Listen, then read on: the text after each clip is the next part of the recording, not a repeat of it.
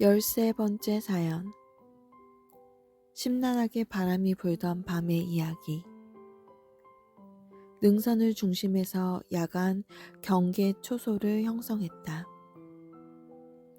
1967년 베트남 전쟁 홍길동 작전 5일째 되던 날에 있었던 일이다. 대밀림 속으로 깊이 들어가 하루 종일 수색 작전을 벌였으나 적은 어디에 다 숨어 있는지 한 명도 눈에 띄지 않았다. 분명 한국군이 대작전을 하는 것을 알았으면 어느 한 곳에 밀집되어 있을 것이니 이제 걸리면 크게 걸린다고 모두 더욱 긴장들을 했다. 중대장으로부터 소대장에게 무선이 왔다. 능선을 넘어가지 말고 능선을 중심에서 모두 자리를 잡으라고 했다.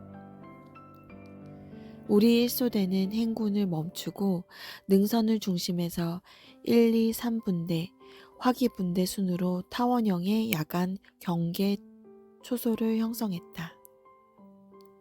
소대장은 소대원들에게 민찬기 중대장이 우리와 50m 떨어진 곳에 있으니 절대 소음 금지라고 명령했다.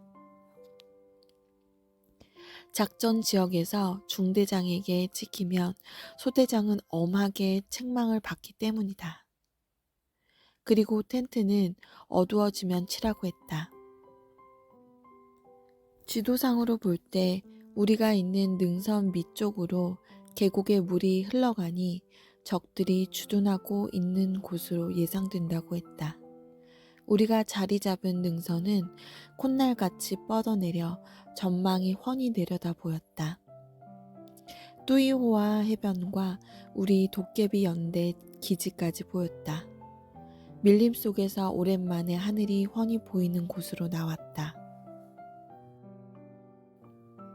그날따라 심란하게 바람이 불었다. 그런데 그날따라 바람이 강하게 불어 밀림을 스쳐 지나가는 소리가 귀가 멍멍하도록 들렸다. 웬 바람이 이리 많이 부나 생각할 정도로 심란하게 바람이 불어댔다. 그 바람 소리 때문에 옆에 전우와 대화를 해도 알아들을 수가 없어서 대화를 못하는 밤이었다.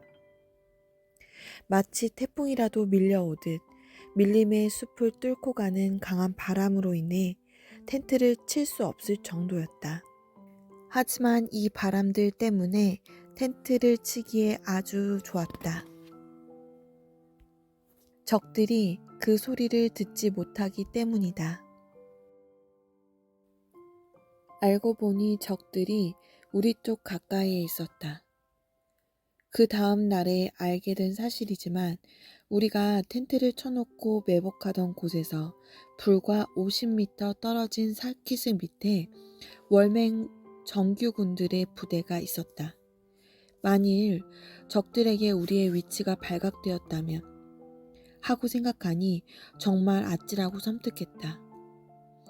하나님께서 이를 아시고 강한 바람이 불게 하사 우리가 텐트 칠 때 웅성거리는 소리를 적이 듣지 못하게 능력을 부려 우리를 도우셨던 것이다. 바람이 심하게 부는 것을 보고 나는 무언가를 직감하면서 무슨 징조가 아닌가 했었다. 과거에 이런 일을 많이 체험했기 때문이다. 적들은 우리 소대 가까이에도 근무를 서고 있었다. 실상 텐트를 칠 때는 주위에 나무를 쳐야 해서 소리가 많이 난다. 그런데 그날은 바람 소리가 엄청나게 나니 우리가 텐트를 쳐도 그 소리를 적들이 듣지 못했던 것이다. 바람이 심하게 분 것은 하나님의 표적이었다.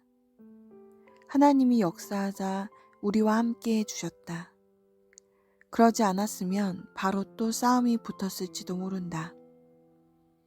그날 밤바람이 안 불었으면 적과 대작전을 하게 되어 서로 많이 죽고 아수라장이 될 뻔한 날이었다. 전투가 벌어졌다면 우리가 적의 요새지로 들어간 고로 분명 많은 생명의 손실이 있었다. 그런데 적과 우리가 교전을 벌이지 않아 죽음에서 살게 된 것이다. 그렇게 바람이 심하게 불더니 그것은 우연이 아니고 나의 편이 되신 하나님의 표적이었다. 그날 불어대던 그 바람 소리 때문에 우리가 적에게 발각되지 않았다.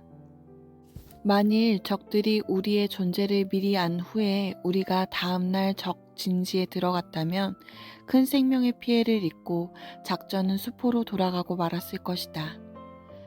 내가 지극히 사랑하는 전능자가 내 편이 되어 주셨다. 생명을 위해 살아주시는 하나님을 믿고 사랑해야 된다. 관심 없이 사는 자는 죽은 후 영혼이 문제다. 전지전능하신 하나님과 성령님과 성자는 적이나 아군이나 가릴 것 없이 온 인류에게 항상 합당할 때마다 행해주시는 존재자이시다. 그를 따르는 천사들과 사자들도 함께 행한다. 오늘도 그러하다. 삼위의 행하심으로 인해 우리가 하루하루 살아가고 있다. 이를 깨닫고 생명의 근본자로서 생명을 위해 살아주시는 전지전능하신 하나님을 믿고 사랑해야 된다. 모두 하나님과 성령님이 계획적으로 하셨어도 우연으로 보면 우연으로 생각해 버리고 만다. 전지전능하신 삼위일체와 상관없이 사는 삶은 무의미한 삶이요 오히려 죽음으로 가는 삶이다. 온 인류 모두의 삶 속에서 하나님은 자연을 통해 나타나신다. 깨닫는 자는 알고 믿지만 관심 없이 사는 자는 모르고 그저 자기 중심으로만 살다 인생이 끝난다. 죽은 후가 문제다. 영혼이 문제다.